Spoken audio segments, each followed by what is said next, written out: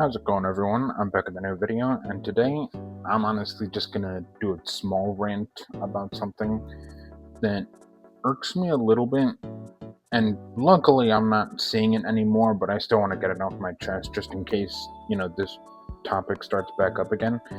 And it was back in Marvel Rivals in earlier seasons when, before Cyclops had come out, there was a bunch of people, not a bunch of people, but like a minority that was being very vocal about how much they didn't like the obscure characters coming into the game, well, like obscure Marvel characters entering the roster before the bigwigs like Cyclops and maybe the Sinister Six or the or Ghost Rider, for example. He'd be pretty cool in the game, honestly. But that's besides the point. Point is, people complaining about obscure characters, and honestly, it was a bit annoying to hear, in my opinion, because like when you take a second to think about it, it's like, yeah, there's really no other option for NetEase besides to add in obscure characters now and then put sideline the bigwig iconic Marvel characters that haven't been added yet.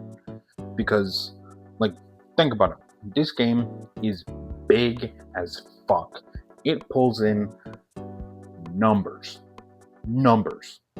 and this is with it still doing more, still having obscure Marvel characters in its roster and no heavy hitters like Ghost Rider, the Sinister Six, or any other iconic Marvel villain or other Marvel heroes that aren't coming to mind right now that aren't in the game yet. There is still room for some heavy hitters to be added to the game, but at the same time, it's like the game has numbers right now, so they shouldn't really worry about it because of two things. One, they can focus on adding these more obscure or niche Marvel characters because, well, they still have a lot of numbers on their side, and that can make people,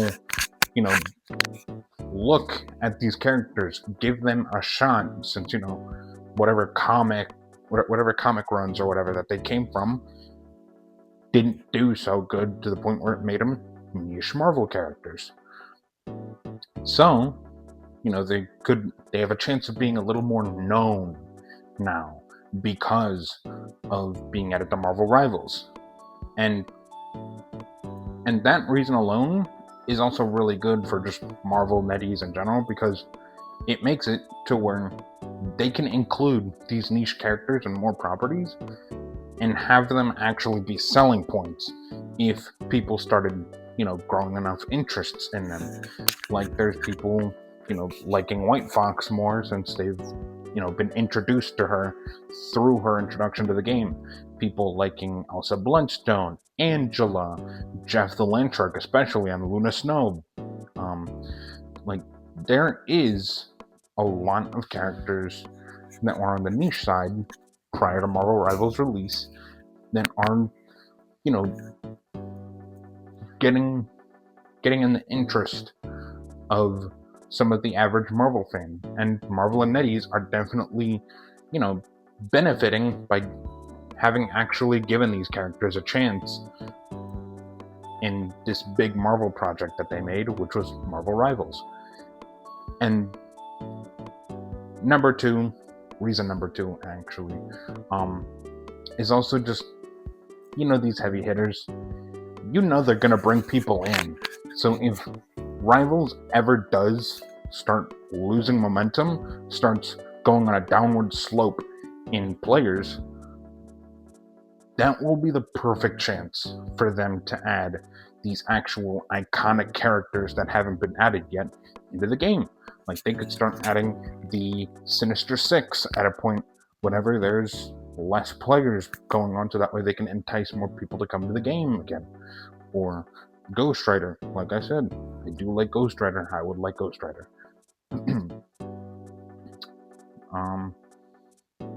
Yeah, again, I'm not thinking of any other characters I want to take note of. And again, there is always some potential to set up, like, maybe any potential... I don't know what I'm saying with that. Either way, given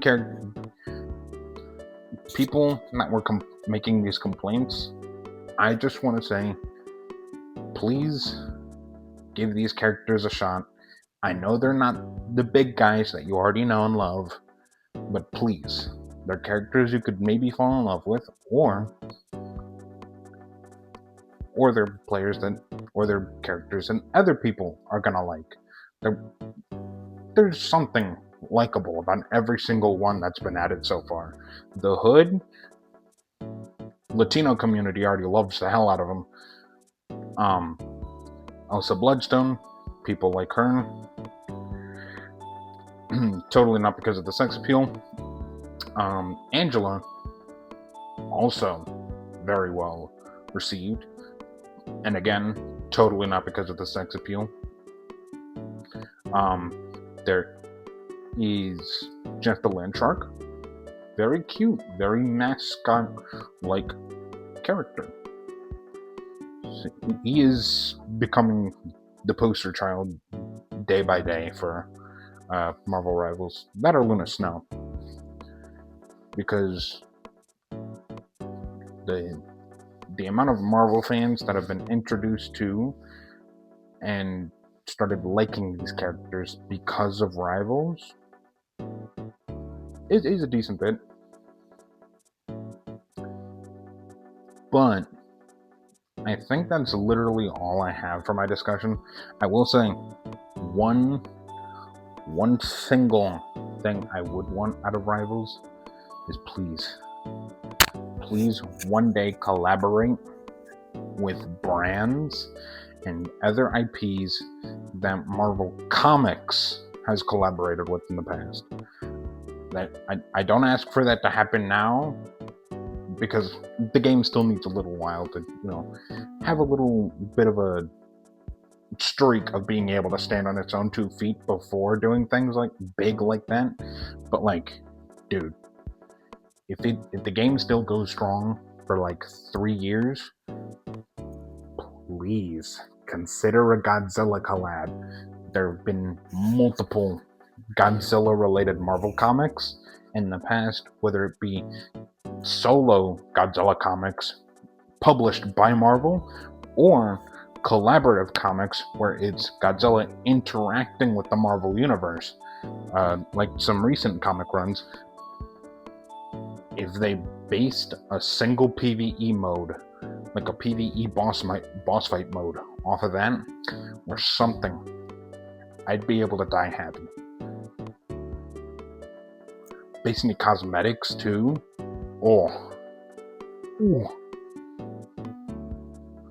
Make a reskin of the recent Jeff the Land Shark onesie and put that junk on Devil Dino. I'd buy that in a heartbeat. I'd genuinely buy that in a heartbeat. I think I'm getting on a little too off track, but either way, just to those people that were complaining, thank you for not complaining anymore about too many niche characters being added to the game. Or at least calming down a little bit with your complaints since Cyclops has been added to the game.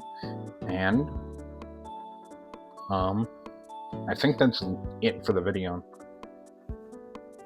I just wanted to make a small bit complaining about some stuff. Not really complaining, but just trying to enlighten anyone that was in the vocal minority doing all these complaints. Because, if you give these niche characters a chance whenever they get added in, you could find a character you're interested in.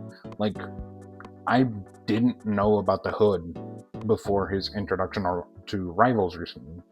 And after watching a Sir Superhero deep dive, it now makes me, hope for Marvel to either release some comics, some new ones with him in it, or maybe re-release some older ones, so I could get my hands on those.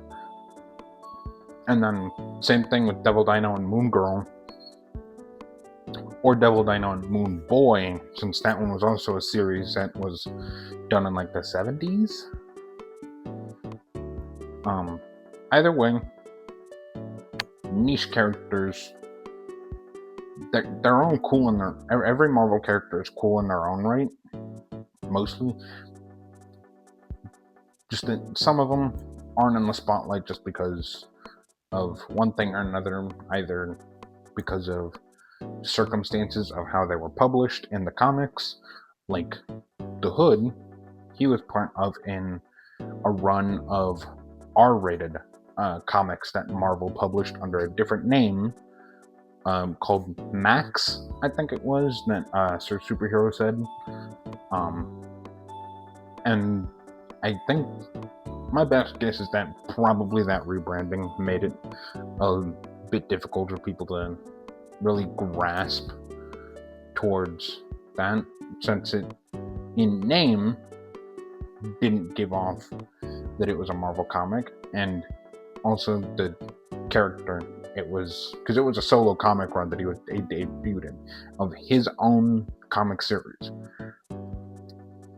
And that probably didn't have too many people turning heads to a name like the Hood.